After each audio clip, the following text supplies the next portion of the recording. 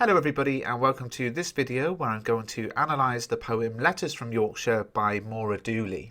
Quite a complex, ambiguous poem, and I'm delighted to tell you that I've been in touch with the poet herself and she's given me some really good advice to help you with studying. So I'm going to go through that advice in this video as well as a detailed analysis. So let's begin as always by looking at the poet.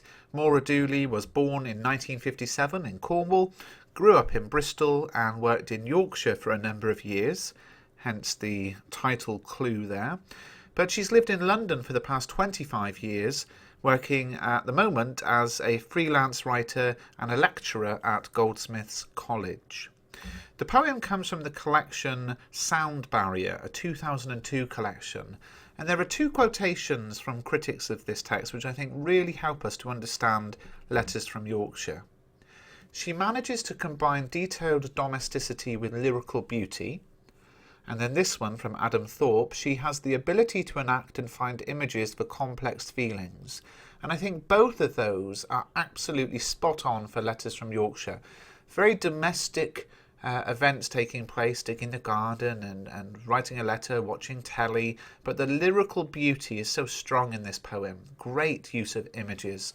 And there, for the second quotation, finding images for complex feelings. Absolutely. The feelings in this poem are very complex, and this is probably, for the love and relationships poems, one of the most ambiguous, perhaps the most ambiguous, because we just don't know who is writing to who, what's the relationship, that kind of thing, and I'll talk about that in a second. Let's have a look through the poem. I'm going to read you the poem and then I'll give you my sort of simple translation. It's not too difficult to understand. A couple of words might need to be explained. In February, digging his garden, planting potatoes, he saw the first lapwings return and came indoors to write to me, his knuckles singing as they reddened in the warmth. It's not romance, simply how things are. You out there in the cold, seeing the seasons turning, me with my heart full of headlines feeding words onto a blank screen. Is your life more real because you dig and sow? You wouldn't say so, breaking ice on a water butt, clearing a path through snow. Still it's you who sends me word of that other world, pouring air and light into an envelope, so that at night, watching the same news in different houses, our souls tap out messages across the icy miles. So what's the poem saying? Well, in February, there's a man digging his garden, planting potatoes, and in come the lapwings, these birds coming back from their migration in the hotter climate of Africa. And he comes indoors to write to me about it, and his knuckles are singing as they warm up in the heat. It's not romance, it's just how things are. You're out there in the cold, seeing the outdoor life pass by, and I'm indoors working on a computer. And does that make your life more real because you're outdoors connected with nature? Well, you wouldn't say it does. Breaking ice in a big tub used for collecting rainwater, clearing a path through snow. Still, it's you who writes to me about that other world, an amazing world. So at night, when we watch the same news programme in our separate houses, our souls connect to each other across the distance. Now, the biggest thing about this poem is the nature of the relationship and how it's unclear. Depending on where you look online, people think this might be a romance, it might be a parent-child relationship, it might be old friends, a family member, whatever. The reality is that we cannot say for sure. And it's not something that the poet wants us to focus on either. So I actually emailed the poet to ask her, can you explain, just to clarify, who is it to? And there was a great reply. I'll just read a bit of it to you. This is the poet.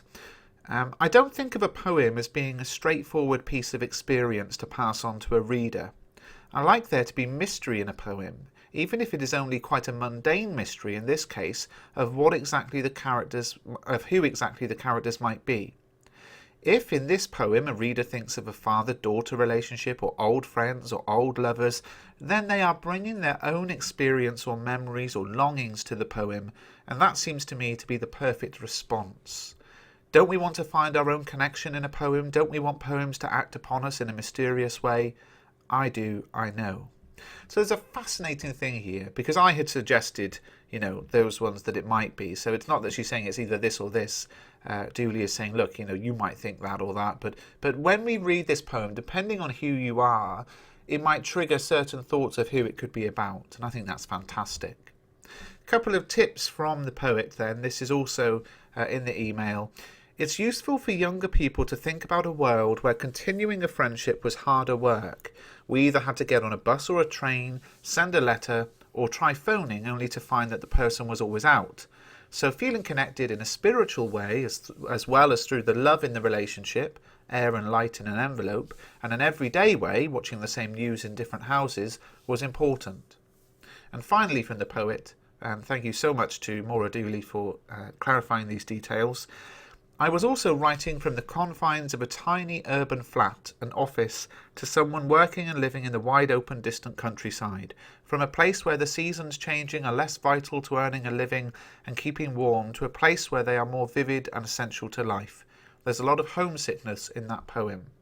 So those are things that you can explore in class as you're thinking about this poem. And there is, of course, one way of looking at it is that it is a love letter, a relationship with the place of Yorkshire. But whoever the relationship is between, a couple of things are clear.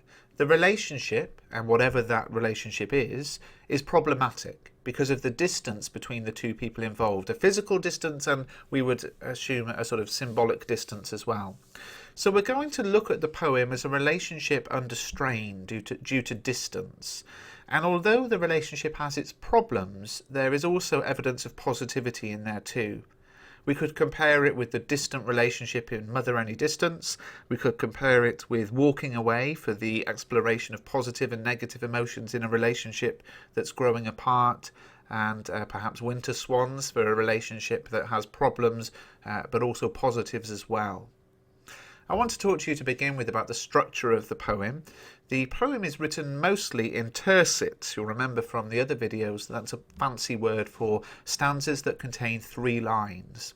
And in a poem that's about 2 people in love, whatever that love may be, okay, so I'm using that word in its vaguest sense, the odd number of lines, 3-line stanzas, gives a sense of imbalance, suggesting that there's something wrong or imbalanced in the relationship.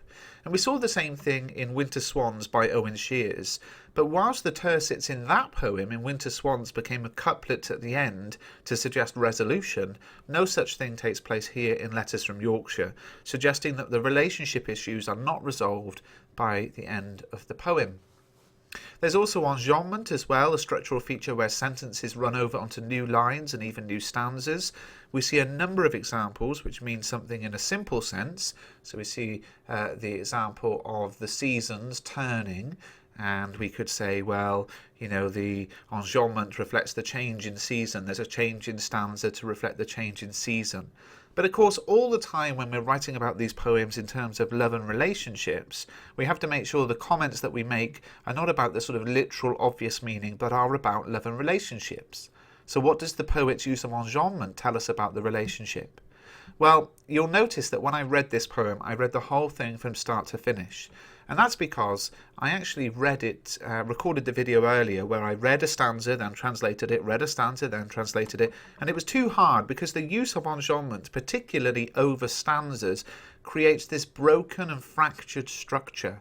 So you could say the enjambment makes the poem difficult to read, and the broken and fractured structure reflects the fact that the relationship being described is broken and fractured in some way. There's also a lot of caesura in the poem where punctuation is used mid-line to slow down or stop the reader. If you look at line 3 here, indoors to write to me, comma, his knuckles singing. Now what does the caesura achieve here? Well, it separates the pronouns me and his. It causes the reader to pause between the two. And this pause, this distance, this stop, reflects the distance and the pause between the two in the relationship. Not just the physical distance between wherever the two are writing from, but also a relational, symbolic and metaphorical distance. It's the same thing that we see in Winter Swans by Owen Shears, and I think probably that's the best poem to compare this one to. Again, the individual cases of caesura can be analysed on their own, but the combined effect is the sense that things are not flowing as they should. The stops and starts reflect the relationship and the non-natural flow it has, the problems it contains. The poet uses free verse in the poem, which means there's no rhyme at the end of each line, there's no particular regular rhythm, and again this gives the poem a lack of cohesion. For example, the use of rhyme would suggest a sense of togetherness and unity between the words, and as an extension of that, the two people in the poem. But with no end rhyme, no rhyme at the end of lines, we could argue that the free verse reflects the lack of unity and togetherness between the two. Now, having said that, Dooley does use internal rhyme for effect, rhyming words within the lines, not at the end of the lines, but within the rhymes. And this is all the more significant when we consider the half rhyme and full rhyme in the internal rhyme. So, what I've highlighted here are words that are examples of half rhyme. Now, that's where there's a partial rhyme between two words, but not a complete one. 2 or 3 words in these cases. It might be that the vowels rhyme but the consonants at the end don't rhyme, or the consonants at the end rhyme but not the vowels before them. And almost every stanza contains a partial rhyme but not a full rhyme. So digging and singing, the final sound, the ing, rhymes, but the bit before it doesn't. Seeing, seasons, the C at the beginning rhymes. Turning and feeding's got the ing sound, breaking, clearing, word, world. So there's a lot of half rhyme in the poem. You could suggest that the half rhyme suggests the problematic nature of the relationship. It's not full or perfect rhyme because the relationship itself is not full or perfect. Now, as the poem reaches its final stanza, this changes and we see actual use of full rhyme. So if you look at the last stanza, we have an example of full rhyme between light and night. Now it's interesting to think about what is this stanza about. It's about two souls connecting with each other. And the full rhyme between light and night, where we've got the final consonant rhyming and the vowel sounds before it. So the t sound at the end, the consonant sound rhymes, but the I vowel sound also rhymes in light and night. It's a full rhyme. It's still an internal rhyme, so it's not at the end of the lines, but it gives a sense of optimism that the two are perhaps coming together in unity a little bit more and things are going to work out. And the move towards positivity in the poem is something that we see through the structural placement of pronouns. What begins in stanza 1 as the distant and impersonal he moves in stanza 2 to the more personal you. Both pronouns are used to describe the man, but the fact that it moves from the sort of distant and impersonal he to the more personal you suggests a closeness, a growing closeness in the relationship. Now let's begin our analysis of language in the poem. The first, lapwing's return. Here's one of many images of nature. The lapwing, as you see on screen, is a bird. It's called the lapwing because it has a peculiar way of flying. And these birds migrate to Africa for the winter and they come back afterwards.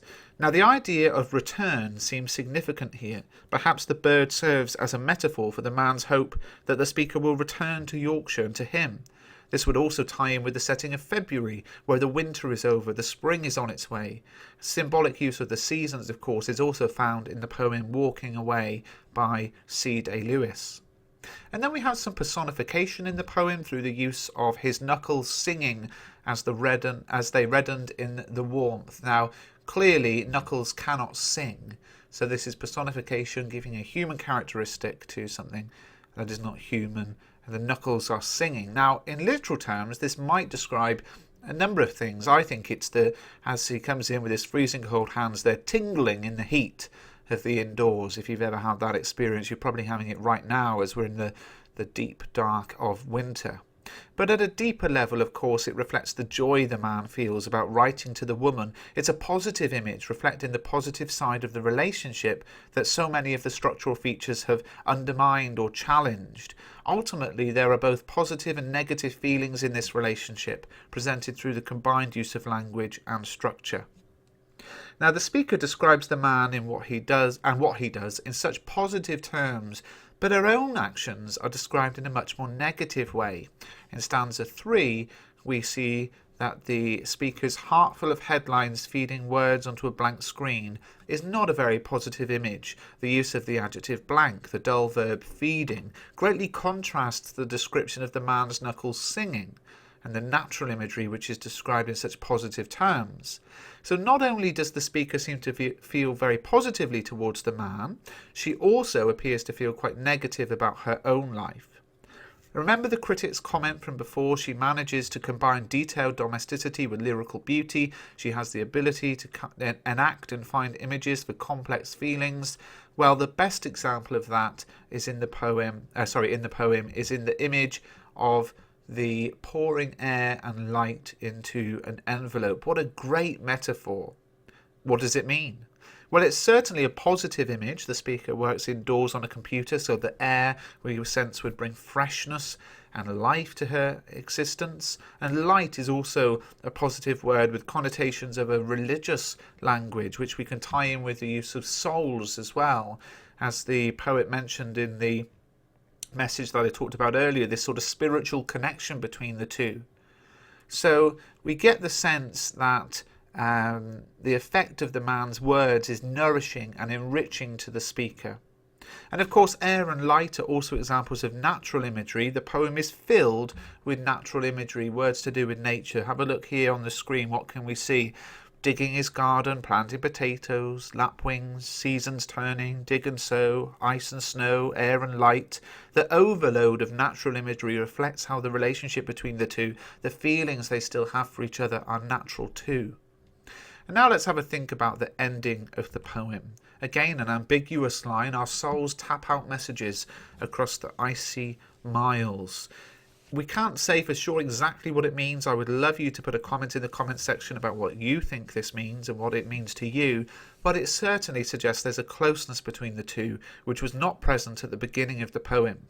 The use of icy here, the penultimate word, suggests that the speaker dislikes the distance between the two people, and it sparks hope about the rekindling of the relationship. Whatever that relationship is, it's a relationship where there is love, be that romantic or platonic or familial, but there are problems caused primarily by the distance between the two, but we can see not just a physical distance, but perhaps a symbolic distance as well. I hope you found this video useful. Please do subscribe to the channel, check out mrbruff.com and give the video a thumbs up.